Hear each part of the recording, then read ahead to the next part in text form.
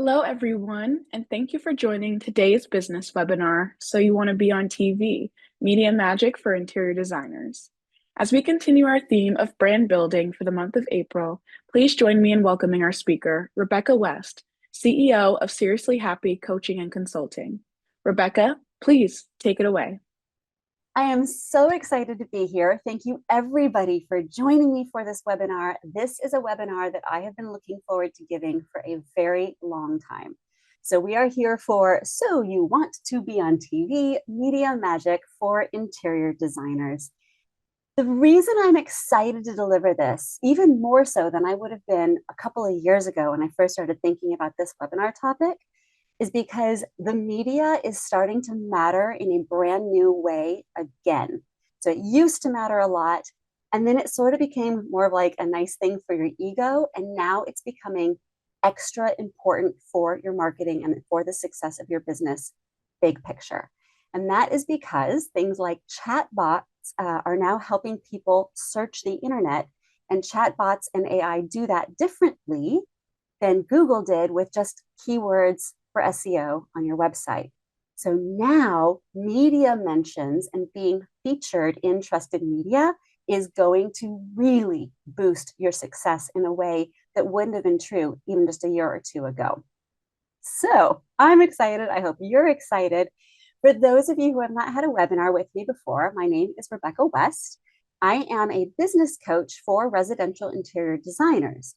I've been just a business coach for the last year, but until a year ago when I moved to Paris, I was also the CEO of a residential interior design firm called Seriously Happy Homes based out of Seattle, Washington. And during the 17 years when I was CEO of my firm, I had the amazing opportunity to be featured on quite a lot of media in magazines and in live speaking events and on TV and news shows. And I still pinch myself that even happened. And what I want to share with you today, having been in the media trenches, is what I learned and a little bit about how I got there in the first place, so that if this is a goal of yours, you'll be set up to achieve this goal and be successful when the opportunity actually shows up. So media magic for interior designers, what we're going to talk about today is 3 things that I did really well at, which is crafting media-friendly talking points, meeting media deadlines and expectations, and preparing for my 15 minutes of fame. And we're going to touch on something that I could have done even better than I did, which is leveraging those opportunities. Because being in the media is not just a one and done thing. You have to be prepared for it. You have to execute it well. And then you want to harvest that and grow other opportunities out of that opportunity that you've got. So that's what we're going to talk about today. Let's start by focusing on those media-friendly talking points. This is both what you're going to say when you're actually on air, whether this is TV or a podcast or any kind of media, and also how you're going to pitch what you're actually going to present on that media. Okay, so it's both how you sell the idea and then also how you deliver the idea. The big point here is that you have to keep everything you talk about practical and to the point. Now, every media platform is going to be a little bit different in terms of the opportunity they're granting you and the amount of time you get to speak. But no matter what, it will always be shorter than you want. In my case, the show that I was on repeatedly, New Day Northwest, I would typically have anywhere from 3 to 7 minutes to say what I needed to say and chat with the host before the next segment started. No matter how long you get, it's going to feel like 30 seconds. Okay, it just flies by. It's sort of like your wedding day. All this buildup, all this nervousness, all this excitement, all this money, in the case of a wedding. And then you're like, did it even happen? It's a blur. Thank goodness there were pictures. Same thing with this, okay? So what you have to develop is 2 or 3 clear, practical takeaways that you can communicate in that amount of time, allowing for a little bit of friendly chit chat because you're not the only one speaking. You're there with a host. I am going to give you some real life examples of talking points that I actually used with my producer in just a second. But the point right now on this slide is from start to finish, media moves fast. And you really want to be prepared for that because you want to both land an opportunity and ideally get called back. And all of it will be over before you know it. So speaking of things that move fast, let's talk about what the media deadlines and expectations are so that you're set up to actually meet them. The first and main thing is the media wants it and it wants it now. And it are clicks and eyeballs and the attention span of people tuning in. So whatever will achieve that is what it wants, and it wants it now, and it wants it over and over and over again, like a hungry, savage wolf. If you get on their radar, they're going to reach out on Friday about having you show up on Tuesday. Okay. Now, Friday to Tuesday, that's 2 weekend days. All you've got is what? Monday? It's going to go fast. They're going to want talking points and props and photos sent over to them well ahead of that Tuesday when you show up on TV. They are not going to help you produce or edit the content. They expect you to give it to them in a usable format. And they will very often take whatever you send them literally. So how you phrase something is how the host will then ask you that question. So make sure you're using the words that you want them to use. If you feed them what they want, the good news is that they will call you over and over again. Because even though the media always wants the new, fresh angle and the new, fresh person, they also want a reliable, trustworthy source. And so they will call on you over and over again for fresh perspectives on the topic you're an expert in. So here's an actual example of communication that I had with the producer of New Day for one of my visits. This wasn't my first visit. Obviously, he's welcoming me back. I don't have the emails from my first visit. I wish I did. It was fun going in the Wayback Machine and looking at the history of how this all happened. So in this one, he says, hi again, Rebecca. Now that we're heading into summer, I might be looking to do another segment on interior design, possibly. Out of curiosity, are there any summer-specific projects or ideas that you have clients wanting or that you're seeing out there in the design world? Just trying to see if there's something specific we could potentially do a segment on. Thanks. Now, I highlighted and emphasized these words that kind of cage his opportunity, the invitation he's giving me. He is very clearly not saying, I will get a segment on the show. He is asking me for content with an angle. So he's inviting me basically to sell him on an idea that will align with the very little information he gave me, which is summer-specific projects or ideas. So this is my job now to turn around and pitch him an idea that will get me on the show. So I said to him in a longer email than this, here's one idea: turning your home into an income generator. This might especially be of interest for folks who want to cash in on Seattle's busy summer tourist season, which is at its height in August and September. Talking points could include renting out your home as is, which might cover depersonalizing it, making it homey and inviting, where to shop locally, and how to stage effectively. And or remodeling to create a new space with durable materials and a big impact for a lower budget, since obviously if you're turning your home into an Airbnb, you probably want as big a profit margin as possible. And then in that same email, because I already knew how to work with this producer, I said, in terms of props and photos, please see the attached before and afters for a recent rental space that I helped renovate. So you can see right here in action are those media-friendly talking points that I was talking about. We want to package our expertise in a way that is easy for them to understand and use. And he said to me on July 13th, hi, Rebecca. I actually think this is a terrific idea and something we'd really like to do. I'm looking to move on this sooner than later. When would be a good morning for you? Ideally, I'd be looking to do this as soon as Monday the 18th. So just like I said, right? Monday the 18th, he's saying, let's come and get you on the show. And it's only the 13th right now, and 2 of those days are weekend days. Let me know and we can hammer out the details. So again, yes, are you free in 5 days? Well, I happen to know that New Day tapes in the mornings on weekdays. So when I made it one of my goals to be featured regularly in the media, I arranged my client meetings in my calendar so that I would have 2 or 3 mornings a week available so that I could, at the drop of a hat, be available to the media. They don't just it's not like they just have bad planning. Deadlines just move really, really fast in the media, and guests are not always reliable. So they could have a guest drop out. And if they know that you tend to be available and tend to be a good guest, they'll call you up. So, in addition to giving them that prepackaged content, you're also trying to serve yourself in this process.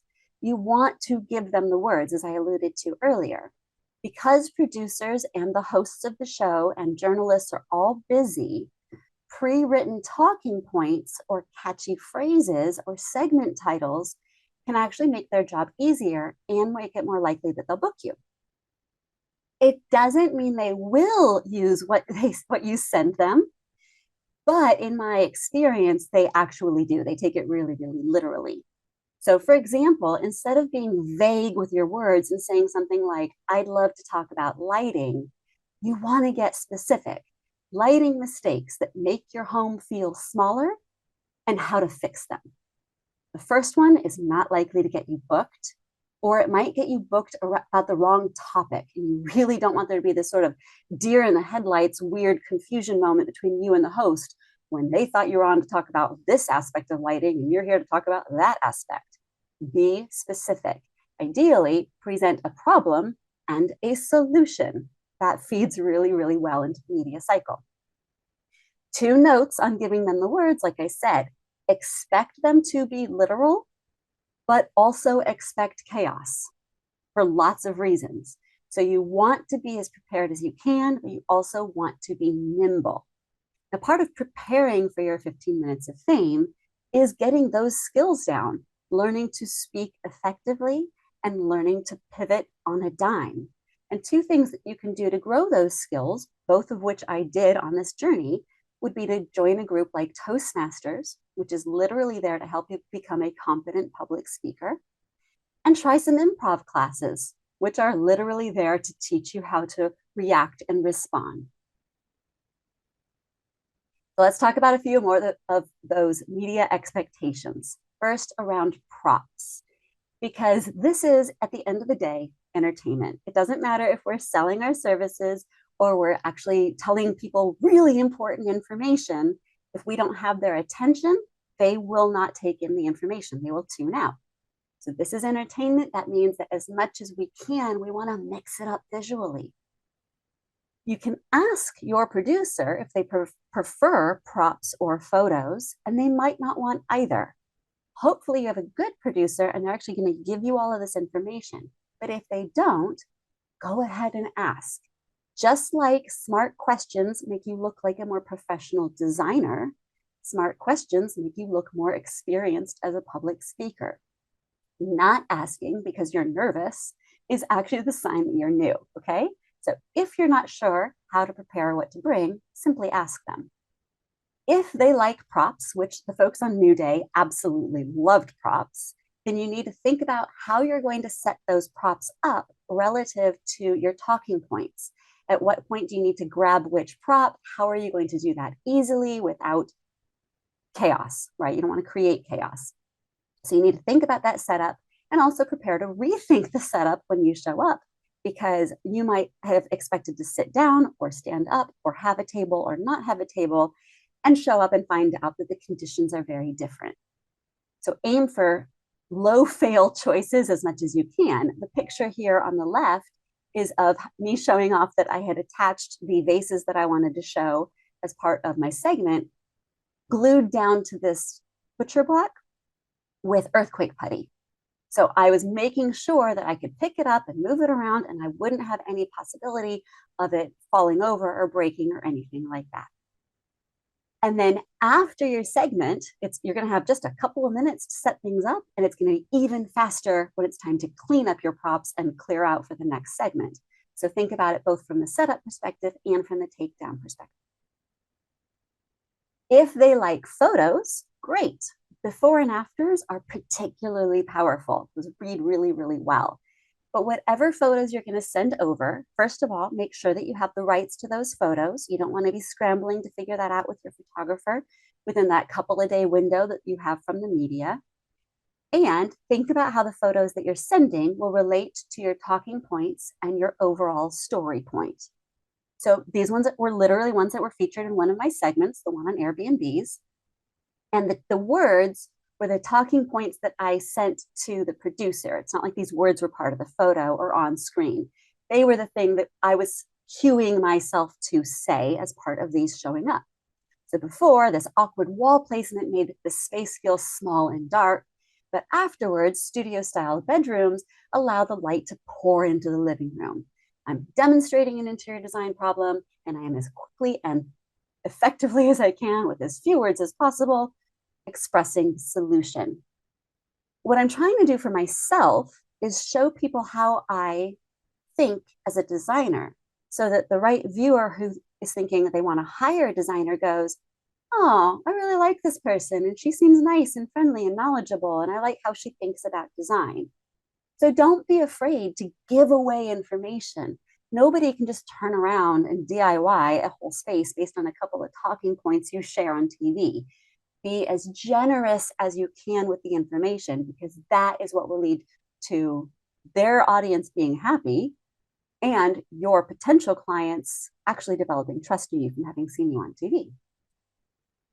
This was another set of photos that I shared from the same project because they really like photos. Before, a tiny and much abused rental bedroom.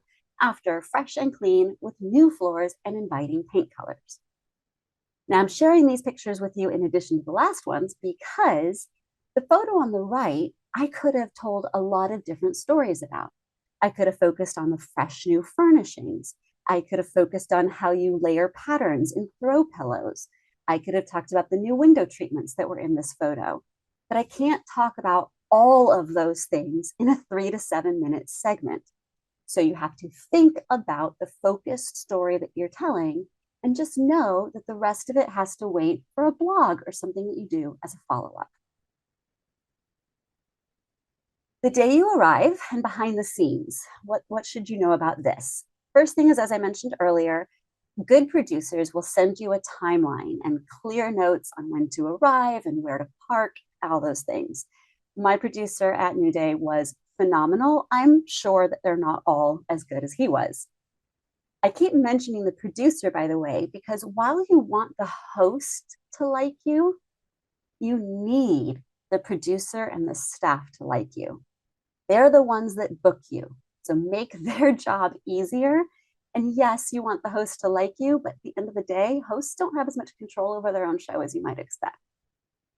My experience at New Day and at the King 5 building was that I waited outside of the elevators. There's a little sign that said, guests, please sit here in some chairs. And then I would sit there for anywhere from 20 minutes to an hour. And then because they're still figuring out which segment goes in which order until like the morning of. So they give you a window of time during which they're going to tape. And then you get called backstage, usually 1 or 2 segments ahead of yours. So 5 to 15 minutes where you'll actually go on. In terms of makeup, that will obviously vary based on who's hosting you. My experience at New Day was that they almost always did some anti-glare powder for the lights on stage, but they didn't do any actual makeup. And then, yes, they will mic you, right? They're going to put some sort of a microphone on you. Generally speaking, if we're talking about a TV kind of production, it's going to be a collar or also called a lavalier mic. Those are usually wired because they like old school, reliable technology in media. So there'll be a big box that they like to clip on the back of your outfit and a wire that connects that box to that little collar microphone. When you're mic'd, please make sure that you've already used the bathroom and don't talk badly about the show or your clients or your husband or anything when you're mic'd, even if you think it's off. It is way too easy for it to get toggled on and you don't realize it. So just be extraordinarily mindful once you're mic'd. So let's talk about what to wear. When it comes to the microphones, The best thing to do is wear an outfit with a waistline. Now, as a designer, I really loved my one-piece dresses. So in the picture on the left, you can see me being mic'd right there.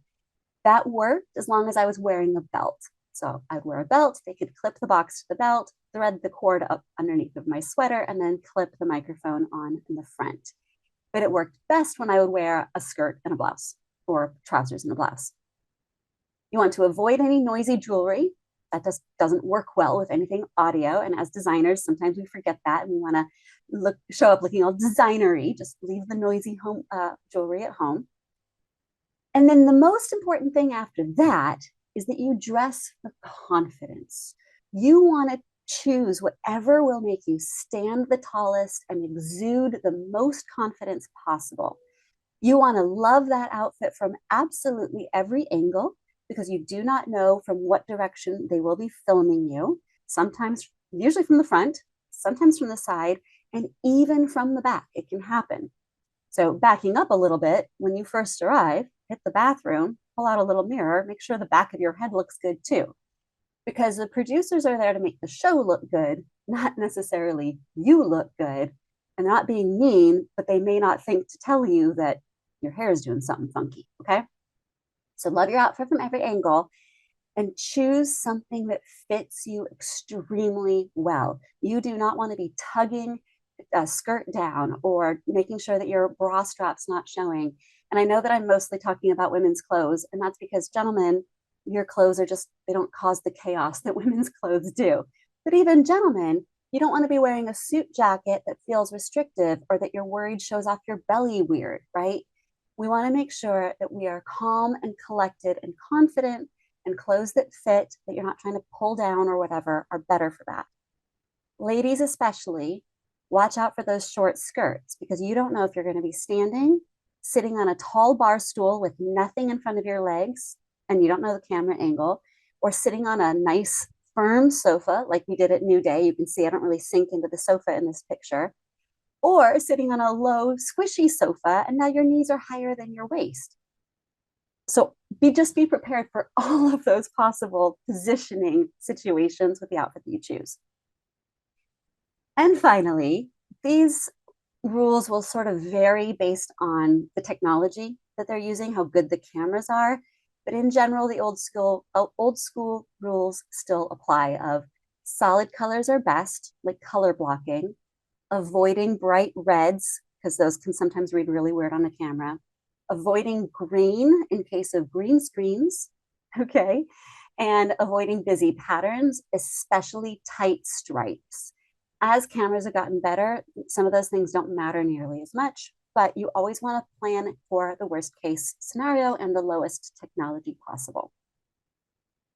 My pro tip for you is to watch the show that you're about to be on. Just watch 3 to 5 episodes. You can watch them on fast forward, doesn't even matter. But pay attention to what the host is wearing and follow that cue, and pay attention to what the guests are wearing and how they're sitting, and take cues of what you do and don't want to do by watching them. We weren't even on set yet. Okay, we're finally on set. As I mentioned, you're going to have very, very, very quick prop setup. You've got like a minute or two. They're moving fast. You're going to have some quick chit chat with the host, but really, the host is not there to chat with you. All they're really doing is settling in like a dog settling into its bed and going, okay, I'm ready for what I do. And they're doing an audio and mic check with the sound producers. Okay, so don't plan to have a big conversation with the host or hostess. You're going to have about 3 to 7 minutes on air. Again, that will vary depending on where you're going. No matter how long it is, it will feel like 30 seconds. So you need to get to the point fast. Back when my mother owned a store 100 years ago, she said she got interviewed once and the interview had started before she realized it, and it was over before she realized they were filming. So she felt like she just totally bombed the interview. So just kind of assume you're on tape the whole time. There's no time for a backstory. You've got to deliver the thing the producers expected and that the audience needs to hear. Now, one of the things that tripped me up when I was newer is I didn't know where to look. Do you look at the camera or do you look at the host? There's no hard and fast rule here. The thing you want to avoid is like looking back and forth between them really fast because that will be distracting and awkward. When in doubt, just watch the host, just as if you're having a conversation with the host. If you're a little bit more present of mind, then it's basically this. If the host is looking at the camera, you look at the camera. If the host is looking at you, you should definitely be looking at the host. Note that there's a very good chance that the host is reading from a teleprompter. And so that can actually be really distracting. You'll be reading the words right with them. So be careful because that's not your words. That's not what they're trying to cue you to say. It's a different part of the production. It's usually the intro, and then they'll have an actual conversation with you, and they're usually reading from cue cards.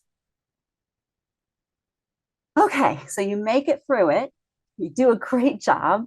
After the taping, the prop takedown will be even faster. There's usually an opportunity for a photo with the host because their social media people want that just as much as you do. So have your phone off. Yeah, make sure you turn that ringer off before all this happens, but have it available because you might get the chance to take a selfie with the host, which is awesome for leveraging this afterwards. Also, watch their social media or their online portfolio profile because in theory, they're using that picture somewhere and you can reshare it. And then remember that you're still mic'd. So hold all of your thoughts on the inside until you turn that mic off and get it off of you. Don't run to the bathroom, etc. Okay, so all the same rules apply when you're getting demiked as when you were getting mic'd in the first place. At New Day, we would return back to the backstage area. So that was always a really good opportunity to get those extra selfies because I was usually way too nervous before I went on air to get selfies, and I would get all of these afterwards. Let's talk about preparing for your 15 minutes of fame. I want to start by talking about the timeline that led up to me becoming a guest the first time on New Day. So the timeline that y'all care about starts in 2007. This is when I launched my interior design business. And then from 2007 to about 2012, I was simply building an interior design business, right? In 2012, and I do not remember how the opportunity came to me, probably through one of my in-person networking groups, I landed a paid newspaper column. And this was the first time that I was being paid directly for my expertise outside of just producing designs that led to remodels. So it was really exciting to me because I love writing. I love reading. I love words. I'm like, oh my gosh, what if I could get paid for the words of design, not just for actually doing design? I started setting my sights on becoming a known expert. 2013, I'd grown enough that I hired my first admin assistant. 2014, I decided I wanted to start shaping the kind of expert I was known for or known as. And my love in interior design is design psychology. If there's no psychology involved, I don't really care about it. And so I started writing my book, Happy Starts at Home, in 2014. And I hired my first, I should say marketing assistant, no, design assistant. Okay, so in 2013, I hired my first admin assistant. 2014 was my first design assistant because my attention was now going to other pursuits and I couldn't support my clients on my own. I had to make a decision. And then finally in 2016, my book gets published. I hired my first marketing assistant.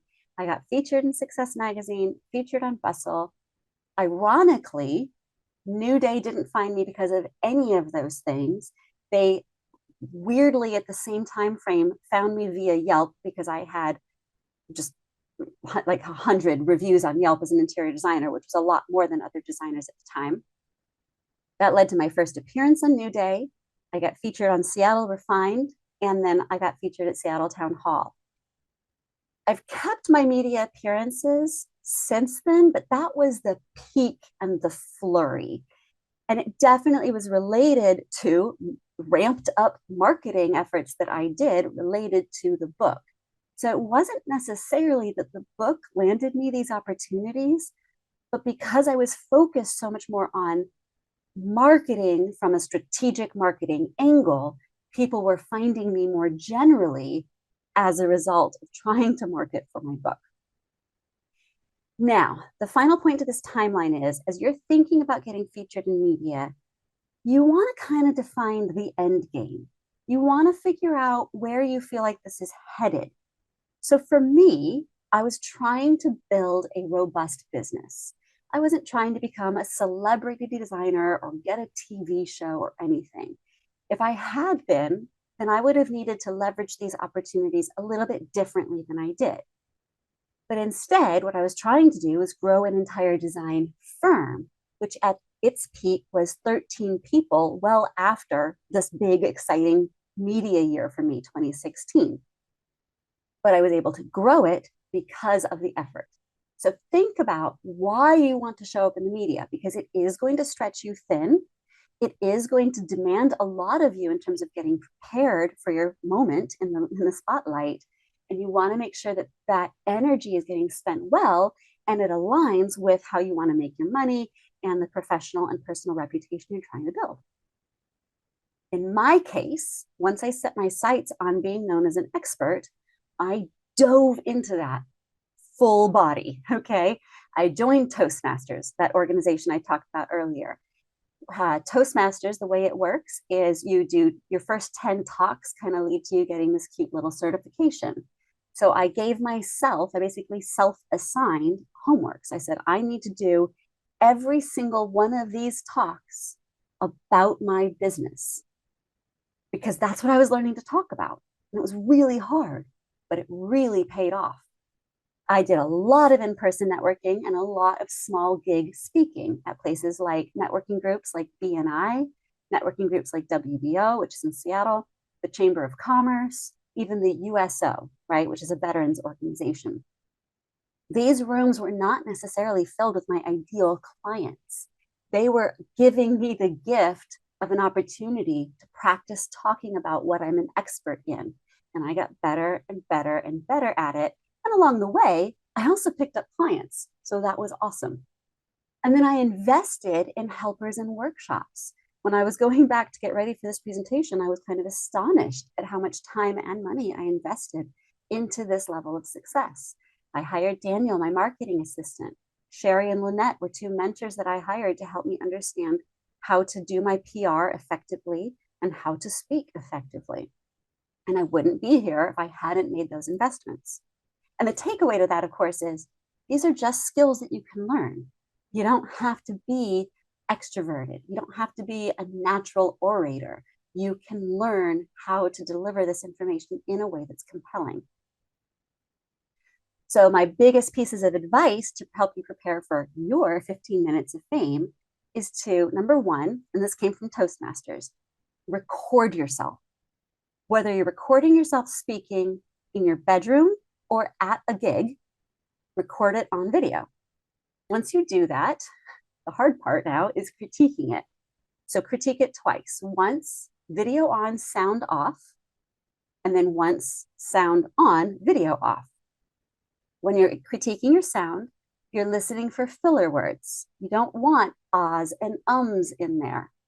Once you get the ahs and ums out of there, you also need to watch for verbal habits. Like for me, I have 3 of them right now because they're always changing and you're always working on them. So I tend to finish sentences by saying right, as if I want you to agree with me. And I tend to start sentences by saying so or now. And it's super annoying because when I listen back to myself, those words aren't helping the conversation. So you have to be willing to become self-aware about your verbal habits so that your audio editor doesn't hate you later when they're editing that podcast you are on. And so that your audience gets the message you're trying to give to them because filler words get in the way. And then when you're reviewing yourself visually, look for the same thing in your body language. Are you moving around all over the place? That's super distracting. Are you tugging at your clothes? My super annoying habit that still likes to rear its ugly head sometimes is that I will tilt my head to the side and turn my toes in like a little pigeon. And what I'm showing is that I'm nervous. I'm making myself smaller as if that will earn me the sympathy of my audience. But my audience doesn't need that. My audience needs me to show up confident, right? And I am confident at this point, but our bodies can still betray us. So record yourself and critique it twice and just deal with the annoyance that you're going to feel at yourself because you're going to see yourself do some stupid things and hear it too. Okay. You'll get better. Speaking of getting better, practice. I don't think I need to expound on that. Next thing is produce prolific content. Okay. What I mean is don't just wait for the speaking opportunity to talk about what you're an expert in.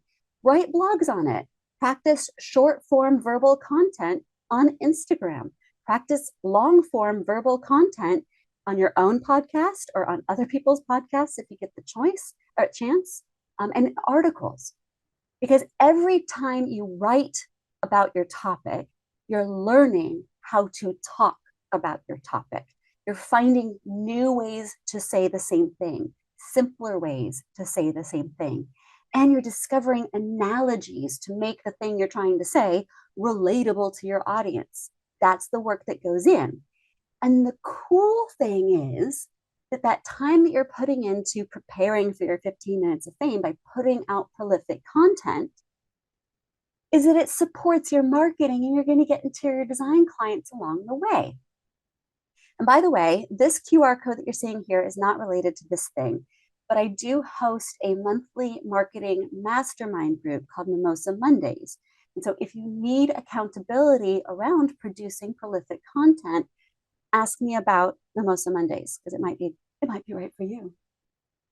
The QR code is for nailing your niche because that's my final piece of advice here. You have to be known for something. You cannot be generic if you want to be noticed by the media. I teach an entire course on nail your niche, and one of the modules is available to you for free. All you have to do is scan there. It's the starter kit, okay? And it'll help you look at your niche from 5 different angles, and that's only one of the modules in a 10-module course. My point being, there are lots of ways to define a niche. You just have to find your way. So the big picture takeaway, because this may be leaving some of you feeling like, gosh, that's a lot. And it is, okay? The journey is long, but I do not want that to stop you. I do not want to discourage you from this journey because it has been one of the most exciting journeys I've ever been on. Like, it's amazing to know that some random TV show thinks that what you have to say is worth sharing to people. I mean, that's crazy, right? And not trying is the only way you're going to guarantee failure. When you try, it's not always going to be yeses. And in the early days, it's going to be more no's than yeses. But the only way you're going to get yeses is to try and keep trying.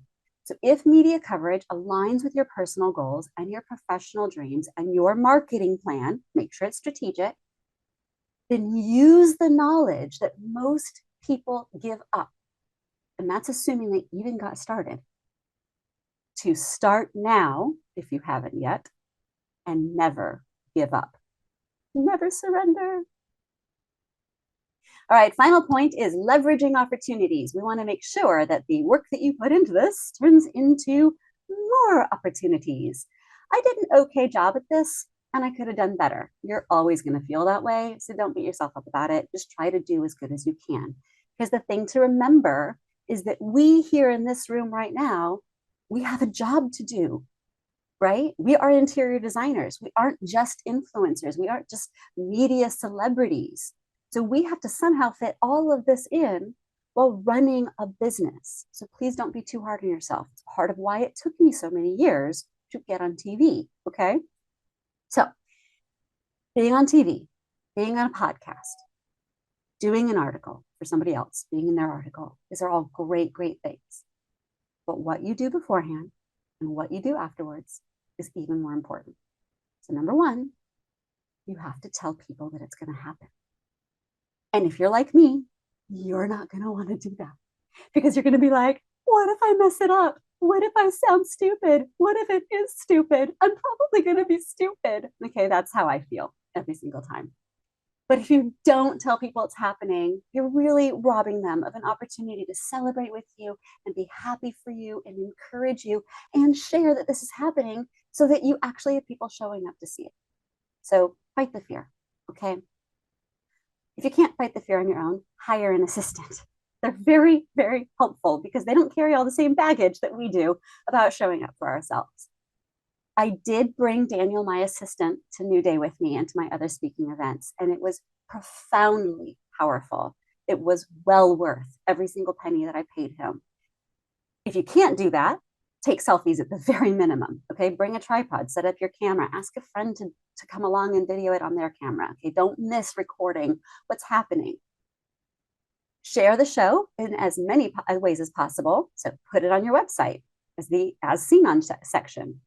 Add it to Instagram, put it in your highlights, make sure it's evergreen content, not just something you show for a day. Post it on LinkedIn, share a behind the scenes story. People love behind the scenes stories. If you ever get a show room in one of the show houses, do a behind the scenes story. People eat that stuff up. It's an opportunity to get eyeballs. And then write a blog expanding on the on-air topic. I'm sure that in 3 to 7 minutes, you didn't say everything that there is to say. One really, really important thing that Lynette from Fire Talker, she's a PR person, one really important piece of information she shared with me was to make sure that I grabbed the content before it expired or disappeared. So one thing to know about all my appearances, that's the word I'm looking for, all of my appearances on New Day were non-paid appearances. When it comes to media, there are 2 kinds of appearances. You can pay, which is advertising, or you cannot pay. I actually didn't realize that this was the case until a couple of years in. If you're paying, then obviously you have a lot more control over how long the content stays up and how long your segment is and what you can say. So if you really need to sell a service, you might need to think about, how do I pay for a segment rather than how do I just deliver valuable content? But either way, you do want to make sure that you grab that content before it disappears. Ask them if you can download it. And if you can't, for copywriting reasons or something, at least do a screen recording and put that in your files just on your own computer. Don't publish it, so that if it's ever taken down, then you can go ahead and put it on your own YouTube channel or something and say, originally aired on New Day back in 2016 or whatever. And you can reuse little clips on Instagram and stuff like that too. And then finally, send it with pitches to like-minded shows. This is how you plant a seed and then have that seed turn into lots and lots of plants. Yes, the media wants fresh, new content and fresh, new faces, but they also want to know that they have a reliable, vetted source. And so if CBS featured you, you can be sure as heck you've got a better chance now of getting featured on NBC, both because they have FOMO and because they're like, well, they already checked them out. I'm sure they're probably decent, right? So don't miss the opportunity, because there is an expiration date on how they'll consider that content, whether that's content is recent enough for them to consider proof of whatever, okay? If you want to get invited back, then the most important thing is to be the kind of guest your producers will love. It's very straightforward. Show up prepared, stay on message, and make their job easier. And the way you make their job easier is that you show up prepared, you make sure that you do everything timely, and that you're easy to work with. You do not want to be salesy. They are not there to sell your services unless you are paying for an advertising segment. So you're not pitching them a sale, and they're not on your team. You're pitching them something valuable for their audience, okay? So offer value, not a sales pitch. Develop those expert talking points so that you're ready. The media does avoid generalists. If they could have any interior designer on, why would they choose you? Practice speaking in short, articulate sentences. Avoid the rambling. No long-winded backstories. TV moves too fast for that. And ums and ahs, even if you're on a podcast where they can edit it, that leads to heavy editing. And as a podcast producer, I can tell you, we really dislike having guests on that require 3 and 4 hours of editing for every hour of content we produce. Do be expressive, because a little bit of extra energy plays better on and off camera. They want enthusiastic guests. It's okay to show your gratitude and excitement as long as you're still able to be articulate at the same time. And that energy will also engage their guests. So don't feel like you have to like tamp down your personality or be super serious and professional. They are looking for something that will engage their audience. And free your calendar. The more available you can be without damaging your business, the more likely they will be to call you because you're making their jobs easier. But the biggest and most important part of all of this presentation is the question of whether or not you are easy to describe. If not, you have to fix that first, because the best expert is not necessarily the best expert. According to the media, it's going to be the one that they can easily explain, that they can easily book, that will make their job easy. So think of your niche, the thing that you bring to the table different from your colleagues, as your media superpower. As I said a second ago, if you're just another designer, you won't get booked. But if you're the expert on your specialty in your area of the woods, because a lot of TV is local too, you just might be the one they book. Which leads me to bringing that QR code back here. If you missed it earlier, here it is again. Like I said, this thing's free. It gives you 5 ways to look at your niche from 5 different angles. You might as well try it. It might be the goal. Plus, I give you some live actual feedback by email if you email me after you do the exercises. And with that, that is the end of the behind the scenes things that I could think of to tell you. You probably have questions for me. For those of you who showed up live, we're now going to go over to questions. And for those of you who are catching this on the replay, please do not hesitate to send me your questions, okay? If it didn't get answered here, or even if I'm not able to get it when we go to questions, send me your question. You can find me on Instagram at BeSeriouslyHappy, or you can email me directly at Rebecca@seriouslyhappy.com. And I wish you all the success that you are looking for in the media and beyond. Thank you so much, Rebecca, for that presentation. It was so insightful. We really appreciate you taking the time to give us that insight. With that being said, we have several audience questions, so we're going to go ahead and dive right in. Sounds great.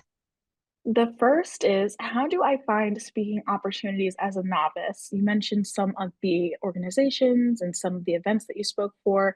How did you come across those? Was it just Googling, or do you have any other tips or insights for this? I would definitely not say Googling. That's not how I would begin at all, especially if you're a novice. That's just going to be a waste of your time. You're going to want, or my advice would be to start with networking groups like a BNI or Women's Business Owner Chapter, or even, I don't know, the NKBA. I mean, you guys, I'm literally here talking to you through the NKBA. So there are opportunities. Basically, just pay attention to where you're seeing people speak. And if you're seeing your colleagues speak there, reach out to them. In my case, I want to say I started with the NKBA either through my chapter, or it was one of the VFTI opportunities that I first applied for.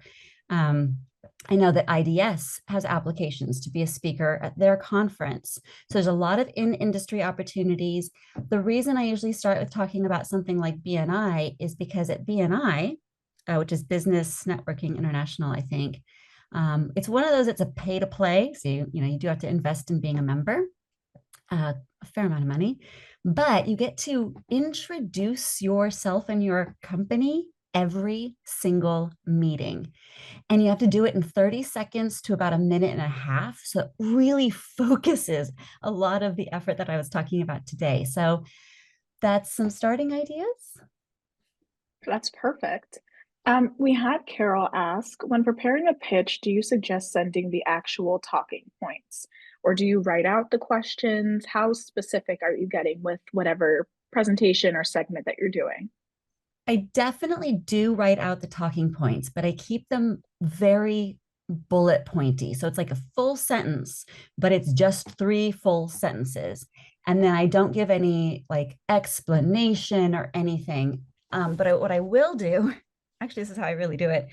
I write out my 3 talking point bullets in a full sentence because I assume the host is going to literally ask me exactly what I wrote. And then, right as I'm writing my talking point, I actually write out a whole bunch of notes to myself of, here's how I want to answer this question. Then, of course, I erase that from the email I'm sending, but I do want to think about it really cohesively, like, what do I want them to ask me? And how am I going to answer that? Because if I wait, sometimes I will not remember what I meant to say based on the bullet point I gave them.